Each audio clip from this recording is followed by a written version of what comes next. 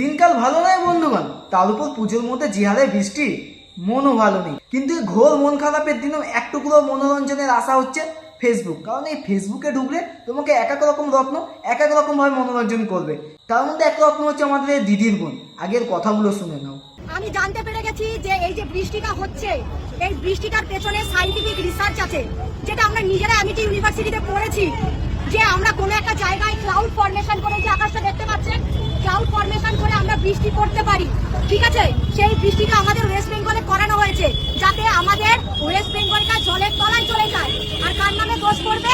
মমতার নামে দোষ পড়বে। মমতার নামে দোষ পড়লে কে জিতবে? এই যে আমাদের দাদুরা জিতবে। বুঝতে পেরেছে? আমার মনে হয় দিদি কোনো সিরিয়ালের স্ক্রিপ্ট রাইটার, যে নিজেকে সায়েন্টিস্ট মনে করে। নাহলে তোমরা বলো, দিদিদের ভিডিওটা না দেখলে তোমাদের কারো মাথায় এই কথাটা এইভাবে মাথায় এসেছিল যে বৃষ্টি করে শহর ডুবানো কোনো একটা পলিটিক্সের প্ল্যান হতে পারে? তাহলে বিজেপির টপ 10 বোকাচোদাকে নিয়ে এসে দেখো যে কারো মাথায় এই আইডিয়াটা এসেছিল নাকি। হ্যাঁ, কারণ এই ধরনের আইডিয়া আয়ক আসলে কোনো বোকাচোদার মাথাতেই আসবে। সালা আকাশ থেকে বৃষ্টি পড়ছে, এর সঙ্গে পলিটিক্সের কি সম্পর্ক ভাই? সরি দিদি, দেখো আমি কোনো পলিটিক্সের সাপোর্টার নয়, কিন্তু তুমি যেভাবে আলবাল বকছো এটা তোমার পার্টির বদনাম হবে। কারণ কৃত্রিম ভাবে বৃষ্টি করানো হয় ফিল্মের শুটিং এর জন্য, তা বলে এটা শহর ডুবিয়ে দেবে ভাই? কার মাথায় বুদ্ধিটা আছে ভাই? কে ভাবে?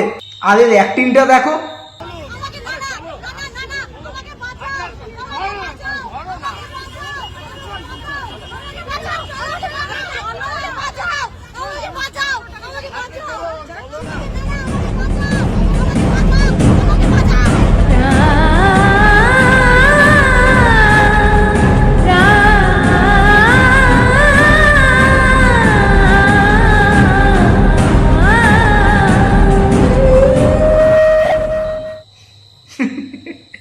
আমি গ্যালিলিও, আইনস্টাইন এদের ইতিহাস পড়েছি।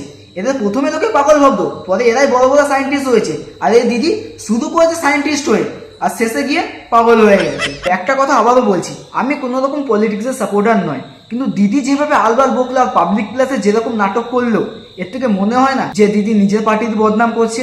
তোমাদের কি মনে হয়? কমেন্টে জানাও। দেখা হচ্ছে পরের ভিডিওতে।